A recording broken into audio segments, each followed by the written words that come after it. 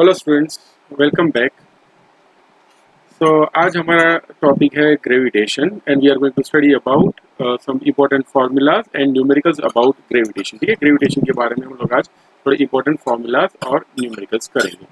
सबसे पहले देखते हैं एक्सेलरेशन ड्यू टू ग्रेविटी के बारे में। ठीक है, we know that the formula of acceleration due to gravity is given by g is equal to GME by RE square. ठीक है, ये फार्मूला आपको पता होगा।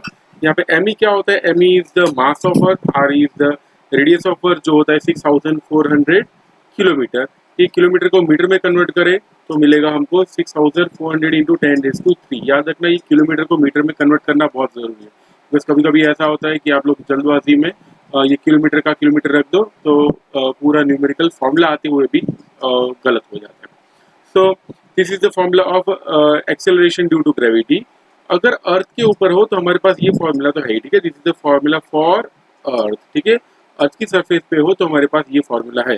कोई और प्लेनेट के अगर हम और प्लेनेट के लिए अगर फाइंड करना हो then we have this formula. देखो Gp is equal to GMP by RP square, where MP is the mass of that particular planet and radius is the radius of that particular planet. Okay, तो ये concept में को दिमाग में रखते हुए हम लोग देखते हैं ये वाला MCQ, सीरीज MCQ दिया हुआ है। The mass and diameter of the planet have twice the value corresponding parameters of the earth. यानी जो एक प्लेनेट है, ओके, एक इमेजिनरी प्लेनेट, वो प्लेनेट का मास और वो प्लेनेट का डायमीटर दोनों ही अर्थ के डायमीटर से डबल है।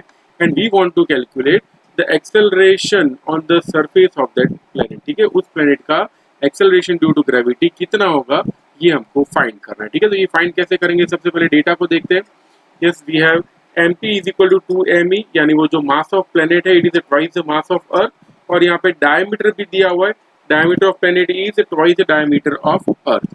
अगर ऐसा हो, सी डायमीटर अगर डबल जैसा हो तो हम लोग ये कह सकते हैं दैट रेडियस भी उसके साथ डबल ही होगा। See RP is equal to 2 times RE। और फाइंड क्या कर रहे हैं हमको? उस प्लेनेट का एक्सेलरेशन ड्यू टू ग्रेविटी। ठीक है, we have to find out acceleration due to gravity of that particular planet. Okay, कैसे फाइंड होगा? सबसे पहले हम लोग फॉर्मूला लेते हैं GE की। GE is acceleration due to gravity on surface of Earth, it is given by the formula GME by RE square. वो प्लेनेट के लिए हम लोग क्या लिखेंगे? GP is equal to GMP by RP square. अभी जैसे मैंने बताया, देखो पिछली स्लाइड में we have written in that previous slide, ये रहा, we have written GMP by RP square. Okay, तो यहाँ पे भी आएगा GMP by RP square। ये दोनों इक्वेशंस को अगर हम लोग डिवाइड कर देते हैं, if we divide this GP and GE, तो इस तरह से कुछ होगा, GG कैंसिल हो जाएगा, we'll get GP by GE is equal to 2RE square by 2RE square, RE का the whole square।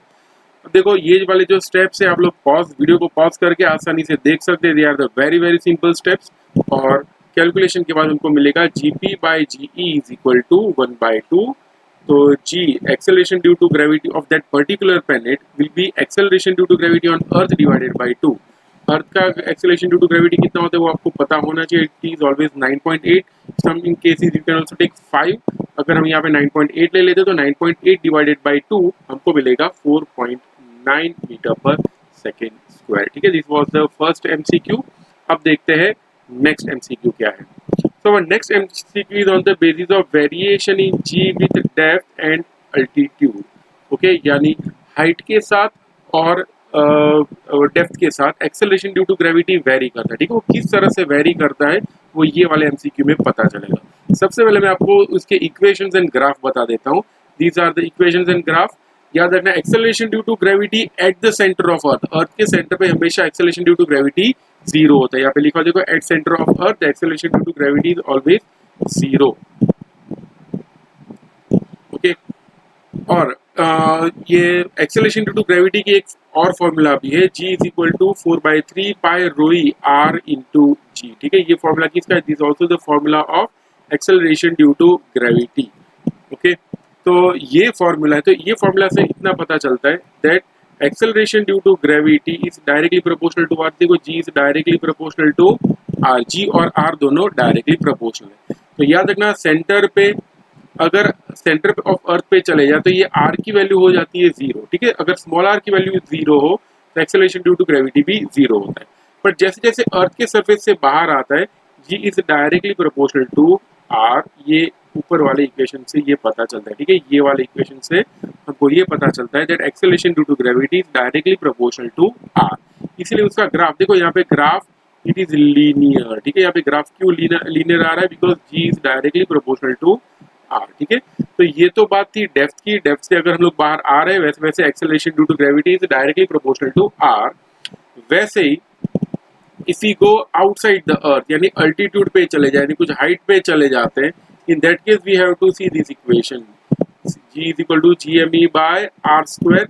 इससे ये पता चलेगा that g is inversely proportional to r square, g r square के साथ इनवर्सली प्रोपोर्शनल, ठीक है। If it is inversely proportional उसका ग्राफ कुछ एग्जैक्टली स्ट्रेट लाइन नहीं होगा बट कुछ ऐसा कर्व जैसा बनेगा, ओके। तो this is acceleration due to gravity outside the Earth. आप लोग वीडियो पॉज करके आसानी से सब देख सकते हैं। सो क्वेश्चन ये है, starting from the centre of Earth, centre of Earth से स्टार्ट करके, okay, having radius r, the variation of g that is acceleration due to gravity, ये चार ग्राफ दिए हुए, इन चार ग्राफ में से कौन सा सही ग्राफ है ये हमको डिटरमाइन करना है। तो देखो अभी हम लोगों ने देखा कि सेंटर से बाहर आते हैं then it is directly proportional, surface पे आने के बाद it is inversely proportional to R square, ठीक है। ऐसा अगर हो तो उसका ग्राफ कुछ ऐसा हो जाएगा, is directly proportional to R. देखो it is while coming out from the centre of earth, याद रखना सेंटर ऑफ अर्थ पे यहाँ पे एक्सेलरेशन ड्यू टू ग्रेविटी हमेशा 0 होगा,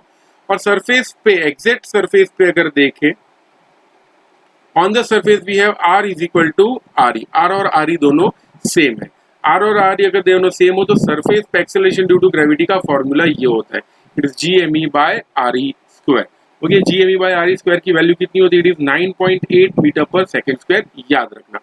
अब सरफेस ऑफ अर्थ से बाहर आते वक्त क्या होगा, that acceleration due to gravity is inversely proportional to R square. कैसे आया, gme by R E square से। इक्वेशन क्या है, एक्सेलरेशन ड्यू टू ग्रेविटी का फॉर्मूला है small g is equal to gme by R E square या फिर are square. सो इस हिसाब से अगर हम लोग देखें तो then this graph is correct match for this condition कि देखो सेंटर से जैसे जैसे हम लोग बाहर आ रहे हैं इट इज डायरेक्टली प्रोपोर्शनल, उसके बाद ग्राफ कैसा हो जाता है, it becomes curve, it is inversely proportional, okay. So will have answer D as our answer, okay. अब देखते हैं नेक्स्ट एमसीक्यू। नेक्स्ट एमसीक्यू से पहले देख लेते हैं concept of VRMS and temperature, ठीक है, that is root mean square speed and temperature. Actually ये वाला जो टॉपिक है it is the part of kinetic theory of gases, ठीक है, ये actually kinetic theory of gases में आता है, बट यहाँ पे एक न्यूमेरिकल ऐसा है जो इसके साथ रिलेटेड है और वो आ भी चुका है नीट या जेडबलई में। तो सबसे पहले याद रखना वीआरएमएस और टेम्परेचर के बीच में रिलेशन ये होता है, VRMS is given by the formula root of 3 kBT by m। ये काइनेटिक थियरी ऑफ गैसेस में ये प्रूव किया हुआ है, ठीक है। वीआरएमएस इज इक्वल टू कितना होता है, root of 3 kBT by m। यहाँ पे kb को बोलते हैं बोल्ट्जमैन्स कांस्टेंट। याद रखना बोल्ट्जमैन्स कांस्टेंट ऐसा हो सकता है आपको दिया हो और कभी कभी ना भी दिया हो, ठीक है, इट मे बी गिवन और नॉट गिवन। आपको उसकी वैल्यू हमेशा याद रखनी है और खास करके उसका डायमेंशनल फॉर्मूला, ठीक है, बिकॉज कभी कभी ऐसा होता है वो डायमेंशनल फॉर्मूला पूछ लेते हैं, write the dimensional formula of Boltzmann's constant और what is the unit of Boltzmann's constant, ऐसा पूछ लेते हैं।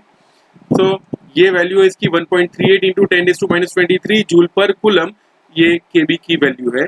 m is the mass of one molecule, ठीक है, एक मॉलिक्यूल या एक एटम का अगर हम लोग मास देखें तो वो दिया हुआ है हमको स्मॉल m। तो ये जो VRMS is equal to 3 kBT by m होता है, इसमें T टेम्परेचर होगा और m मास होगा, ठीक है, T is the temperature and m is mass.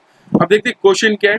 Question is like this, at what temperature will RMS speed of oxygen molecules become sufficient for escaping Earth's atmosphere, ठीक है, अर्थ के एटमोस्फियर से बाहर निकलने के लिए we want to escape it from the outside the earth, oxygen molecules, okay, oxygen molecules की VRMS speed कितनी होनी चाहिए so that it can escape Earth's atmosphere, ठीक है। तो सबसे पहले यहाँ पे कुछ ऐसा होगा, ऑक्सीजन मॉलिक्यूल्स की RMS speed is equal to escape speed of earth हो जाएगा, ठीक है, दोनों सेम होगा, यहाँ पे ऐसा कुछ दिया हुआ है, so that's why ये इक्वेशन आएगा, we are given that VRMS that is root mean square speed of oxygen is equal to escape speed of the oxygen molecule। अब देखो VRMS की वैल्यू लिखते हैं, ये कहाँ से है ये मत पूछना, root of 3 kBT by m and that is equal to VE। VE क्या नहीं, VE यानी क्या होता है, VE is the escape speed और एस्केप स्पीड का ये वैल्यू होता है, it is 11.2 kilometre per second, that is 11.2 into 10⁻³ metre per second भी हम लोग बोल सकते हैं। सो अगर मैं दोनों साइड स्क्वायर कर लेता हूँ, ठीक है, squaring both sides, we get 3 kBT/m is equal to VE square. Okay, हमको फाइंड करना है टेम्परेचर, यानी ऑक्सीजन मॉलिक्यूल जो एटमॉस्फेयर में ऑलरेडी है, वो मॉलिक्यूल का अगर वो मॉलिक्यूल को अगर हम लोग कुछ टेम्परेचर दे देते हैं, then it will have some energy to escape from the atmosphere. हमको वो टेम्परेचर फाइंड करना है, ठीक है। तो टेम्परेचर को एलिमिनेट करते हैं, तो if we eliminate the temperature, T is equal to mv²/3 kb हो जाएगा। And putting the further values, अगर ये 2.76 ये सब वैल्यूज हमको दी हुई है, ये वैल्यूज रखने के बाद हमको आंसर मिल रहा है 8.3 इंटू 10⁻⁴। तो आंसर हमारा हो जाएगा 8.360 इंटू 10⁻⁴ केल्विन, ठीक है। अब देखते हैं नेक्स्ट न्यूमेरिकल, उससे पहले उसका कॉन्सेप्ट भी देख लेंगे। Next concept is all about gravitational potential energy. This is the most important equation, gravitational potential energy, ठीक है। ग्रेविटेशनल पोटेंशियल एनर्जी का इक्वेशन ये होता है, ठीक है, अगर कोई ऑब्जेक्ट अर्थ के सरफेस पे हो, ठीक है, then object is on the surface of earth, तो उसका फॉर्मूला होगा -GMEM/r, ठीक है। This is the formula of gravitational potential energy on the surface of earth. याद रखना, जब वो body on the surface of earth पे होगा, we are considering it to be stationary, its kinetic energy is considered to be 0, उसके पास बिल्कुल भी काइनेटिक एनर्जी नहीं होगी। But if you consider a satellite, देखो यहाँ पे जो नीचे वाला केस है, इट इज अबाउट सैटेलाइट, ठीक है, ये सैटेलाइट वाला केस है, यानी if an object is at a distance r from the earth centre, ठीक है, अर्थ के सेंटर से r डिस्टेंस दूर हो, तो उसकी जो ग्रेविटेशनल पोटेंशियल एनर्जी होगी वो होगी -GMEM/2r, ठीक है, that will be the gravitational potential energy. Okay, वो सैटेलाइट की होगी। तो ये क्वेश्चन में कहाँ आएगा, देखो क्वेश्चन में कुछ ऐसा है, a satellite of mass m revolving around a circular orbit of radius 3re। तो एक सैटेलाइट है जो रेडियस उसका है 3re और मास ऑफ अर्थ m दिया हुआ है, re is the radius of earth, how much excess energy be spent to bring to orbit of radius 9re, यानी 3re से लेके अगर उसको 9re तक ले जाना हो तो कितना एनर्जी ज्यादा देना पड़ेगा, what amount of energy excess required, ये हमको फाइंड करना है, ठीक है। तो मैंने एक डायग्राम यहाँ पे बनाया, देखो already this satellite is at this position, ठीक है, पहले 3re पे है, उसको उठा के ले जाना है हमको 9re पे, ठीक है, यानी देखो सेंटर से डिस्टेंस दिया हुआ है 9re तक का। तो 3re से लेके 9re तक जो भी हमको वर्क करना पड़ेगा, वो वर्क कितना होगा, इन दोनों के बीच का जो पोटेंशियल एनर्जी आ रहा है वो पोटेंशियल एनर्जी का डिफरेंस, ठीक है। तो we have to take the difference in potential energy. वो कैसे होगा, देखो दिस इज EI यानी इनिशियल पोटेंशियल एनर्जी, जब वो 3re पे होगा तब की उसकी पोटेंशियल एनर्जी है। EF यानी उसकी पोटेंशियल एनर्जी जब वो डिस्टेंस 9re पे हो तब। इन दोनों को अगर हम लोग माइनस करते हैं तो हमको क्या मिलेगा, the excess energy which is required to take it from 3re to 9re, ठीक है। दोनों को माइनस करोगे तो आपको ऑटोमेटिकली ये वाला आंसर मिलेगा। ओके, तो देखते हैं next. Yes, relation between orbital and escape velocity, root वाला रिलेशन, इसे रूट यहाँ पे रखा हो, याद रखना। The relation between orbital and escape velocity, सबसे पहले देखते हैं ऑर्बिटल वेलोसिटी का इक्वेशन क्या होता है, ठीक है। The equation for orbital velocity of satellite अगर रिवॉल्व हो रहा हो तो उसकी ऑर्बिटल वेलोसिटी का इक्वेशन होता है √g/r। याद रखना g की वैल्यू क्या होती है, इट इज GME/re², फिर re is called radius of earth. But वो कब लेना है हमको, जब वो अर्थ के सरफेस पे हो तब, ठीक है। बट सैटेलाइट है तो सैटेलाइट तो ऑफ कोर्स ऊपर थोड़ा उड़ रहा होगा, तो एट दैट टाइम यहाँ पे जो g की वैल्यू होगी, we are not suppose to take 9.8, यहाँ पे g का वैल्यू क्या लेना पड़ेगा हमको, GME/r², ठीक है। ये कट करके फिर आपको कोई वैल्यू मिल सकती है। सिमिलरली एस्केप वेलोसिटी, देखो ऑर्बिटल वेलोसिटी अलग होती है, एस्केप वेलोसिटी अलग होती है, ठीक है। एस्केप में √2 आएगा, याद रखना एस्केप को थोड़ा ज्यादा एनर्जी चाहिए, ऐसा इमेजिन करो, ज्यादा वेलोसिटी चाहिए, इसलिए यहाँ पे √2 डाल दो। ऑर्बिटल में √2 नहीं आएगा, फिर से ऑर्बिटल में √2 नहीं आएगा, एस्केप में √2 आएगा।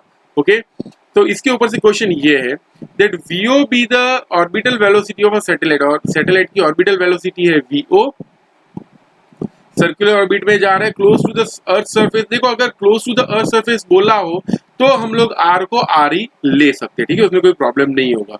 एंड वीई क्या है यहाँ पे, v is escape velocity from the earth, ठीक है, अर्थ के सरफेस से, यानी ये भी इस केस में भी हम लोग आर ही ले सकते हैं। हमको फाइंड करना है रिलेशन बिटवीन द टू, यानी वीओ और वीई के बीच में क्या रिलेशन होगा ये हमको फाइंड करना है। तो the question is very simple, relation between VO and VE find करना है। देखो वीओ बाय वीई अगर हम लोग कर दें, पिछली स्लाइड अगर आप लोग देखें उसमें हम लोगों ने क्लियरली मेंशन किया था दैट वीओ हो तो रूट 2 नहीं आएगा, वीई हो तो रूट 2 आएगा। So VO by VE will be 1/√2, ठीक है, ये 1/√2 हो जाएगा। तो वीई की वैल्यू क्या मिलेगी, will get √2 times VO, okay, this will be the answer. तो यहाँ पे आंसर क्या हो जाएगा, √2 times VO will be VE, okay. So let's proceed further, आगे देखते हैं। आगे कॉन्सेप्ट है ऑर्बिटल वेलोसिटी ऑफ सैटेलाइट का, ठीक है, सैटेलाइट की ऑर्बिटल वेलोसिटी, अभी मैंने इक्वेशन बताया। Orbital velocity of satellite is given by the equation √g_me/r। याद करो मैंने बताया था कि भाई g_me/r² लेना है और यहाँ वहाँ पे इंटू आर भी किया होता, तो अल्टीमेटली वहाँ पे भी अगर मान लो थोड़ा पीछे जाके भी देखो तो हमको अल्टीमेटली ऐसा ही इक्वेशन मिलेगा। सो this is the equation of orbital velocity of satellite. अब खास बात यह है इसके अंदर कहीं पे भी सैटेलाइट का मास इसमें नहीं देखेगा। देखो ध्यान से equation VO is equal to √g_me/r, कहीं भी आपको सैटेलाइट का मास नहीं दिखेगा, ओके। जो भी मास हमको दिख रहा है वो अर्थ का मास है, सैटेलाइट का मास नहीं है। Then we have universal gravitational constant and r जो दिया हुआ है it is the distance, okay. Sorry, देखते हैं। So orbital velocity of satellite is independent of mass of satellite, ठीक है, मास ऑफ सैटेलाइट पे बिल्कुल भी डिपेंड नहीं करेगा। एक ऐसा एमसीक्यू आ चुका है, लोग बहुत ही गलत आंसर उसमें टिक करके आए थे और क्वेश्चन ये है, ठीक है, दो सैटेलाइट दिए हुए हैं, they are in the same orbit. याद रखना सेम ऑर्बिट का मीनिंग क्या होगा, दोनों के लिए आर सेम होगा, ठीक है, आर दोनों के लिए सेम है, यानी आर हो गया constant, okay. Have their masses in ratio, देखो सैटेलाइट के मास का रेशियो दिया हुआ है, ओके, 1/4। फाइंड करना है उनकी ऑर्बिटल वेलोसिटीज का ratio. We want to find out the ratio of orbital velocities. तो जैसे फाइंड होगा, देखो v1/v2 हो जाएगा 1:1। क्यों भाई 1:1 हो गया, बिकॉज जो ऑर्बिटल वेलोसिटी है it is independent of the mass of satellite, ठीक है, मास ऑफ सैटेलाइट पे बिल्कुल भी डिपेंड नहीं करता, it depends on the orbital radius, ठीक है, ऑर्बिटल रेडियस पे वो डिपेंड करेगा, मास पे डिपेंड नहीं करेगा, ठीक है। आगे देखते हैं, आगे का जो अपना एमसीक्यू है that MCQ is on the basis of Kepler's third law, ठीक है, केपलर्स थर्ड लॉ के बेस पे। और केपलर्स का थर्ड लॉ याद रखना, square of the periodic time is always directly proportional to the cube of semi major axis, ठीक है। सेमी मेजर एक्सिस को हम लोग यहाँ पे नॉर्मल कोर्सेज में रेडियस की तरह भी कंसीडर कर सकते हैं। सो दैट्स व्हाई इक्वेशन क्या बनेगा, t² is proportional to r³। क्या इक्वेशन है, t² is proportional to r³। ये इक्वेशन दिमाग में डाल देना, इसके ऊपर से बहुत सारे एमसीक्यूज आते हैं, okay. So this is the question. Question में ऐसा दिया हुआ है satellite A of mass m, एक सैटेलाइट दिया हुआ जिसका मास है m, it is at distance r from the surface of अर्थ। दूसरा सैटेलाइट दिया हुआ है B जिसका मास है 2m, वो डिस्टेंस है 2r, यानी एक का मास m, डिस्टेंस है r, दूसरे का मास 2m, उसका डिस्टेंस है 2r। हमको फाइंड करना है दोनों के टाइम पीरियड्स का ratio. We want to find out the ratio of the periodic times. तो सबसे पहले ये इक्वेशन लगाना है, ठीक है, TA is proportional to RA³ और दूसरा क्या होगा, TB is proportional to RB³, ठीक है, t² is proportional to r³। ये वाला हम लोगों ने इक्वेशन लगाया। अब देखते हैं, अगर इन दोनों इक्वेशंस को डिवाइड कर दे, यानी TA²/TB² को डिवाइड कर देते हैं, ओके, सो वी गेट, यहाँ पे डिवाइड आएगा, वो आगे भी आ जाएगा, यस। तो r³/RB का क्यूब भी होगा। अब देखो यहाँ पे दिया हुआ है, क्वेश्चन पढ़ो ध्यान से, RA यानी जो A दिया हुआ है सैटेलाइट A, उसका मास हमको m दिया हुआ है और उसका रेडियस है r, इसलिए मैंने यहाँ पे लिखा हुआ है, देखो RA is equal to r। और जो दूसरा सैटेलाइट है जिसका रेडियस है B, उसका रेडियस कितना, it is 2r, RB is equal to 2r, ऐसा दिया हुआ है। ये सारी वैल्यू इसके अंदर डाल दे तो कुछ ऐसा हो जाएगा, देखो TA²/TB², ये RA³, RA की जगह मैं रख देता हूँ r, देखो मैंने RA की जगह r रखा और ये जो RB था उसकी वैल्यू है 2r और वो वैल्यू मैंने यहाँ पे रख दी। अब अगर ये दोनों आर कट कर देते ऊपर नीचे तो हमको मिल जाएगा 1/8 और दोनों साइड स्क्वायर। देखो यहाँ पे जो TA square by TB square वहां पे स्क्वायर दिया हुआ है,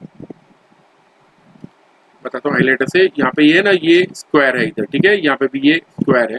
इसका अगर स्क्वायर रूट लेते हैं तो 1/8 का रूट हो जाएगा और 1/8 का रूट कितना होता है? It's 2√2, you know it very well. इसलिए आंसर क्या हो जाएगा? 1:2√2, ठीक है, दैट इज अवर आंसर। देखते हैं next MCQ. Next MCQ is on the basis of centripetal force acting on a satellite, ठीक है। जब सैटेलाइट रिवॉल्व होता है अर्थ के आजू बाजू, या फिर हम लोग ऐसा भी इमेजिन करते हैं, ऑलवेज सैटेलाइट ही नहीं लेना है, ऐसा भी कभी कभी होता है that earth is revolving around the sun, तो भी उसके लिए इक्वेशन सेम ही होंगे, ठीक है, सबके लिए इक्वेशन सेम होंगे। और इक्वेशन ऐसा होता है F is equal to mv²/r, आपको पता होगा F इज इक्वल टू क्या होता है? mv²/r। अब v तो r ओमेगा होता है, रोटेशनल मोशन में हम लोगों ने पढ़ा था v is equal to r omega. अगर ये वैल्यू इधर रख देते हैं तो we get F is equal to mr² omega square. एक r कट कर दे तो हमको क्या मिलेगा? F is equal to mr omega square. So this is the centripetal force acting on the satellite, ठीक है। और ये जो है उसको बैलेंस कौन करता है? ग्रेविटेशनल फोर्स, याद रखना। सो this is the centripetal force. अब उसके ऊपर से क्वेश्चन ये वाला है, the earth revolves around the sun with N angular velocity. देखो ये जो 2 × 10⁻⁷ दिया हुआ है that is the angular velocity, okay. तो यहाँ पे मैंने लिखा हुआ है this is angular velocity in a circular orbit of radius. Radius दिया हुआ है 1.5 × 10⁸ किलोमीटर, तो रेडियस दिया हुआ है 1.5 × 10⁸ किलोमीटर। फाइंड करना है हमको force, we want to calculate the force. Force कैसे कैलकुलेट करेंगे? ये वाला इक्वेशन एकदम सिंपल वाला, m omega r, F is equal to m omega r। इसमें सब वैल्यूज डाल देने। याद रखना यहाँ पे 10⁸ जो है इस इंटू 10⁻³ हमको और करना पड़ेगा, ठीक है। 10⁻³ हम लोग क्यों करेंगे? बिकॉज यहाँ पे किलोमीटर को मीटर में कन्वर्ट करना पड़ेगा, ठीक है, उसके बिना हम लोग आंसर नहीं ला सकते। तो ये सब वैल्यूज रखने के बाद हमको आंसर मिलेगा 36 × 10⁻21, okay. So that will be our answer. अब देखते हैं आगे का MCQ. Let's see next MCQ. Next MCQ is on the basis of Newton's law of gravitation, ठीक है। न्यूटन्स लॉ ऑफ ग्रेविटेशन क्या है? तो उसका इक्वेशन है F is equal to Gm1m2/r², ठीक है। This is the equation of Newton's law of gravitation, ठीक है। इसको यूनिवर्सल लॉ ऑफ ग्रेविटेशन भी बोलते हैं बिकॉज यूनिवर्स में सब जगह पे ये लॉ होल्ड्स ट्रू, ओके। इसमें याद रखना ये G की वैल्यू क्या होती है? The value of G is 6.67 × 10⁻⁻11, ठीक है। This is the value of G, okay, 6.67 × 10⁻⁻11। अब याद रखना इसका भी यूनिट और डायमेंशनल फॉर्मूला याद रखना है। उसका यूनिट क्या है? It is newton metre square per KG square. और एक इंपॉर्टेंट बात याद रखना, it doesn't depend on the medium, okay. दो मास के बीच में अगर जो भी फोर्स लग रहा है वो फोर्स कभी भी मीडियम पे डिपेंड नहीं करेगा, ठीक है। और it will just depend on the mass and distance, mass और डिस्टेंस पे ही डिपेंड करता है। इसीलिए ये जो G है उस G को हम लोग क्या बोलते हैं? It is called the universal gravitational constant, okay. तो देखते हैं इसके ऊपर से क्या एमसीक्यू बना है। तो इसके ऊपर एमसीक्यू ये है, तो दो स्फीयर्स दिए हुए, ठीक है, M एंड M, ठीक है। एक का मास है M, दूसरे का मास है कैपिटल M। तो देखो ये रहा एक M, दूसरा है कैपिटल M। दोनों के बीच में इनिशियली एयर मीडियम है या फिर वैक्यूम है, यहाँ पे एयर दिया हुआ है। तब जो फोर्स लग रहा है उसको मान लेते हैं F, ओके। यहाँ पे क्वेश्चन में देखो लिखा हुआ है the force acting between those two mass is F, okay.